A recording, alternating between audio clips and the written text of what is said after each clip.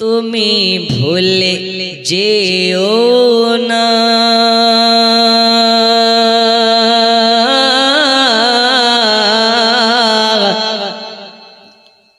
তোমার আসল ঠিকানা গো তোমার মাটির বিছানা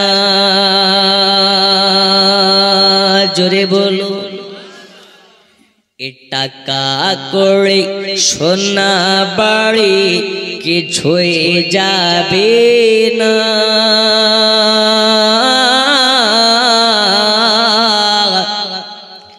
তোমার আসল ঠিকানা গো তোমার মাটির বিছানা জোরে কোন সুবহানাল্লাহ। এ বাবা সোনা মানিকেরাও ও পর্দার আড়ালের মা খালারাও তাহলে বোঝা গেল দুনিয়ার বুকে নবীর সাহাবীরা নিজের জীবন যাপন কিভাবে করেছে। আল্লাহ তাআলা জানিয়ে দিয়েছে দুনিয়ার বুকে যাদের ধন সম্পদ হবে অনার্গল আল্লাহর কাঠগড়ায় তাদেরকে হিসাব দিতে হবে। এই কারণে সালমান ফারসি কান্না করে রোনাজারি করে আল্লাহর কাছে, ওগো আল্লাহ পাক কাল আপনার হাসরের ময়দানে আপনার কাঠগড়ায় হিসাব দেব কেমনে। একটা জামার হিসাব দেওয়ার ভয়ে যদি সালমান ফারসি এইভাবে কান্না করে, আমাদের বাড়িতে আলমারি বোঝাই পোশাক ভরা আছে, কেমনে হিসাব দেব মোরা? কোনদিন ভেবেছি? ঈদের দিনে একটা জামা নয়, কেউ দুটা নাই, কেউ তিনটা নাই, আলমারি বোঝাই পোশাকে ভরপুর, এত পোশাকের হিসাব দিব কেমনে? হিসাব পারবেন তো দিতে? ঈদে আমাদের দিন এত সুন্দর কেটেছে, এত সুন্দর কেটেছে, বিলাসিতা জীবন আমরা কাটাই। কেউ ৫,০০০ টাকা দামের জামা পরে, কেউ ১০,০০০ টাকা দামের শাড়ি পরে, কেউ আপনার কেনা এমনও আছে জুতার দাম তার ১০,০০০, এমনও কেউ আছে চশমার দাম তার ২০,০০০। আমরা কত সুন্দরভাবে বিলাসিতা জীবন কাটাই।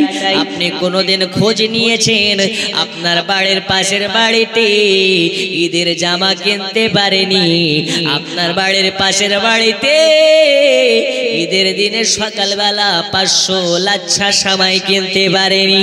তার বাড়িতে যদি ঈদের পোশাক না হয়, তোমার বাড়িতে ১০,০০০ টাকা দামের জামা পরে তুমি ঈদগাহ ময়দানে যাবে, তোমার ঈদের নামাজ কবুল হবে না। একজন গরিব অসহায়ের চোখের পানি যদি এক ফোঁটা পড়ে যায়, তোমার ১ মাসের রোজা আল্লাহর কাছে কবুল নাই। আছে? রমজান মাসে কত দামি দামি খেজুর নিয়ে ইফতার করেছো, কত দামি দামি ফল ফাকারি করে আপনার কিনা দিয়ে ইফতার করেছো। রমজান মাসটা কত সুন্দরভাবে কাটিয়েছো।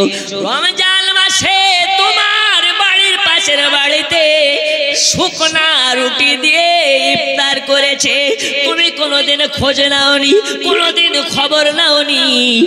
রমজান মাসে তুমি যদি একবার নয় ২ বার করে উমরা করতে যাও, লাখ লাখ টাকা খরচ করে মক্কা মদিনায় গিয়ে মক্কার কালো কাবার গেলাফ ধরে হাওমাও হাওমাও করে কান্না করো, আল্লাহ তাআলা বলবে চলে যা চলে যাও, আমার কাবার গেলাফ ধরে কাজে দেবে না। তোর বাড়ির পাশে গরিব দুঃখের চোখের পানি পড়েছে, তোর বাড়ির পাশের বাড়িতে ইফতার করতে পারে না, আর তুই রমজান মাসে ২ লাখ টাকা খরচ করে মক্কা এসেছিস কাবার গেলাফ ধরে কান্না করতে।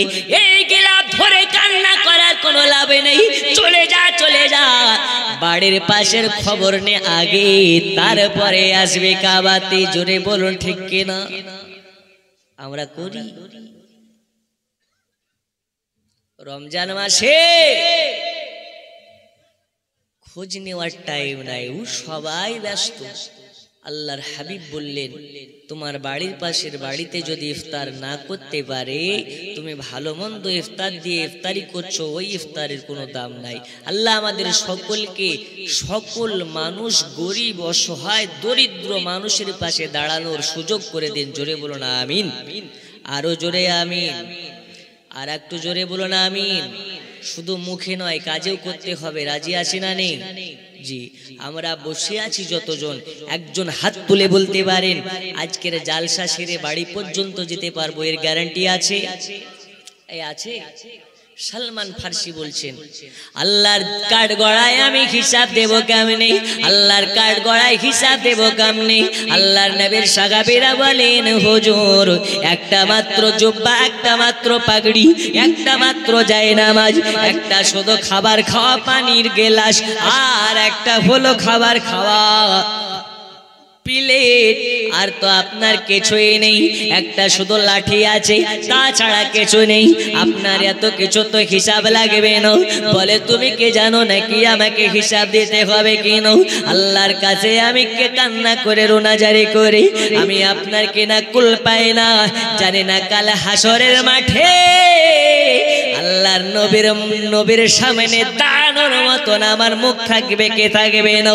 সালমান ফার্সি এই বলে রোনাজারি করে। আল্লাহর নবীর সাহাবীরা সবাই অবাক হয়ে যায়, সবাই অবাক হয়ে যায়। আর সালমান ফার্সিকে বলে, হুজুর আপনি টেনশন নেবেন না, টেনশন নেবেন না। আমরা জানি আল্লাহ তাআলা আপনাকে ভালোবাসে, আল্লাহর দয়া আপনার উপরে আছে, আল্লাহর করুণা আপনার উপরে আছে। তাই দুনিয়াতে থাকতে আপনি ভাবার ক্ষমতা রেখেছেন। আর যারা দুনিয়াতে ভাবার ক্ষমতা রাখে, আল্লাহ তাআলা তাদের জিন্দেগির পাহাড় পাহাড় গুনাহকে মাফ করে।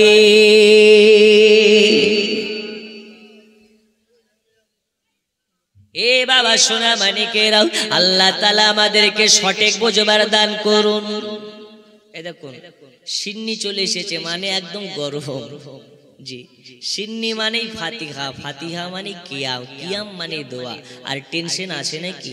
পাতা যখন দিয়েছে ভাত বিরিয়ানি যাই হোক আসবে। জি, এ বাবা সোনা মানিকেরা, রাত গভীর হয়ে গেছে। আজ আপনাকে বলি, দুনিয়ায় আমাদের কি সালমান ফার্সির মতন হতে হবে? বলুন ইনশাআল্লাহ।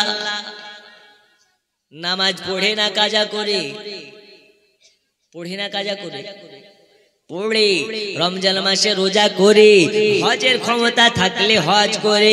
এ বাবা সোনা মানিকেরা, আজকে মা খালারা অনেক আছে।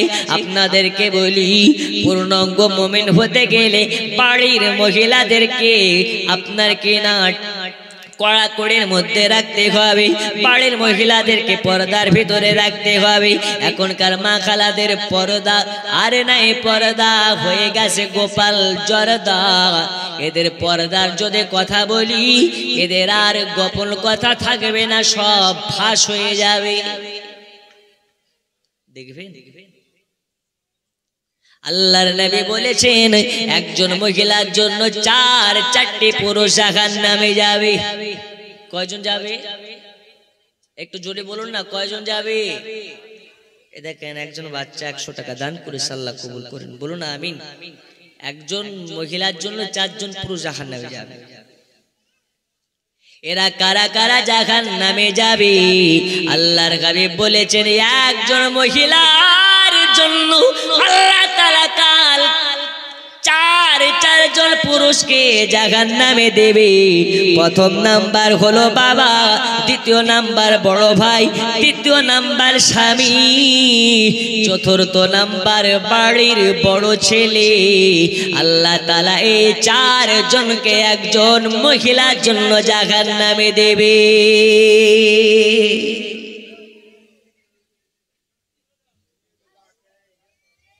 ও আমার সোনা মানিকেরা, কেন কেন দেবে, কেন দেবে? ইনশাআল্লাহ বলবো। তবে মহিলাদেরকে কেমন ভাবে পর্দা করতে হবে, দুনিয়ার বুকে মহিলাদেরকে কেমন ভাবে চলতে হবে, দুনিয়াতে মহিলাদেরকে কেমন করে তাহিরা হতে হবে, সালেহা হতে হবে, আল্লাহর হাবিব সাল্লাল্লাহু আলাইহি ওয়াসাল্লামের তবে না দেখা পাবে। কেমনে দেখা পাবে? চলুন আপনাকে একটু বলি। দুনিয়ার বুকে আল্লাহ তাআলা একটি নারীকে পাঠিয়ে পাঠিয়েছিলেন একজন নারী, আল্লাহ তাআলা তাকে দুনিয়া ধরা ধামে পাঠিয়েছিলেন, যে নারীটার নাম হলো হযরতে রাবেয়া বাশারী।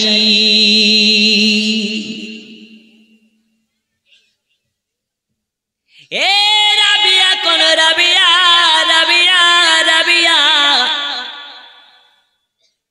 যে রাবেয়া বাশারী আল্লাহ সন্তুষ্ট করার জন্য আল্লাহর ইবাদতে এমন ভাবে মগ্ন হয়ে থাকে, রাতের বেলা ইবাদত করে, ঘুম চলে আসবে বলে চোখে লবণ গোলা আর লঙ্কা গোলা পানি রাখে।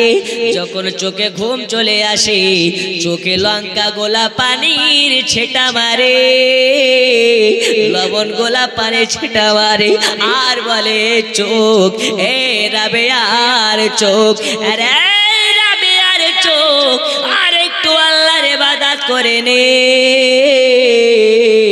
এত ঘুম দেব তোকে, এত ঘুম দেব কিয়ামত পর্যন্ত ঘুমাতে থাকবি, তোর ঘুম ভাঙবে না রে, ঘুম ভাঙবে না, এখন আল্লাহর ইবাদত করে নে।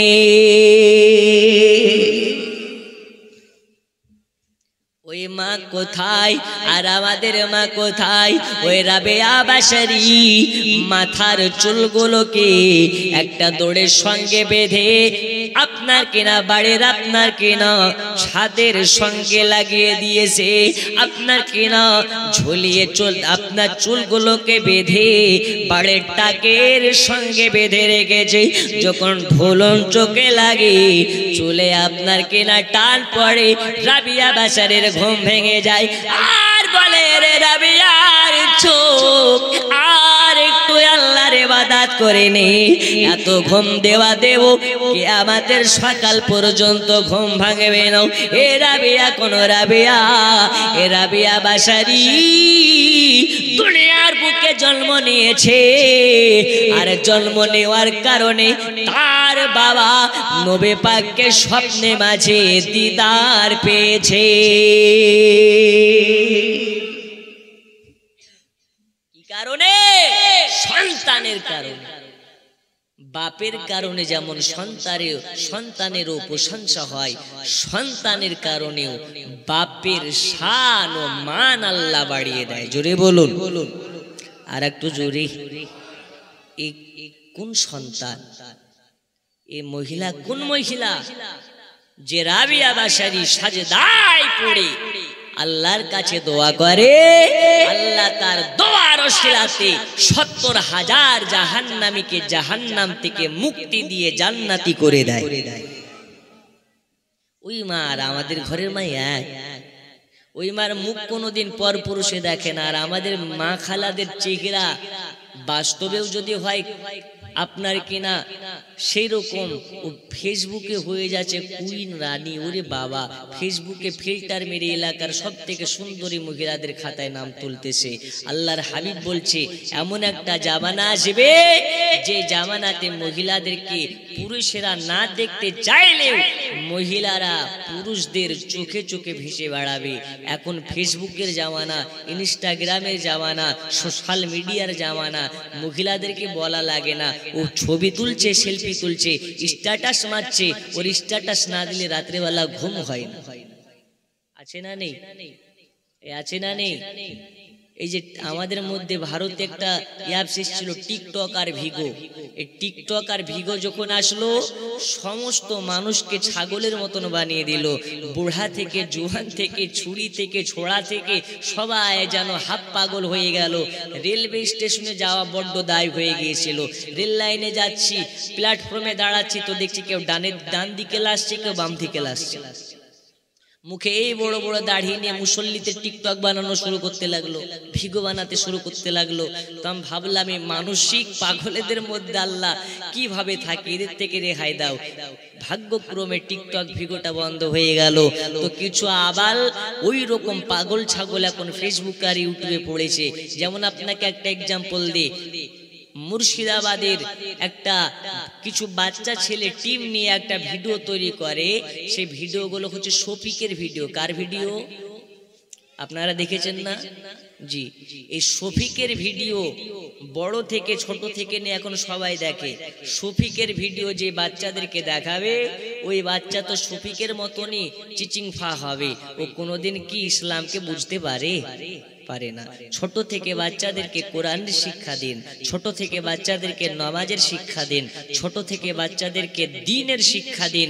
শফিকের ভিডিওতে ডাব চুরি করা যায় কিভাবে সেটাই শিখবে, শফিকের ভিডিও থেকে পরের মেয়েকে নিয়ে পালিয়ে যায় কিভাবে সেটাই শিখবে, শফিকের ভিডিও থেকে মাজা হিলিয়ে নাচা যায় কিভাবে সেটা শিখবে।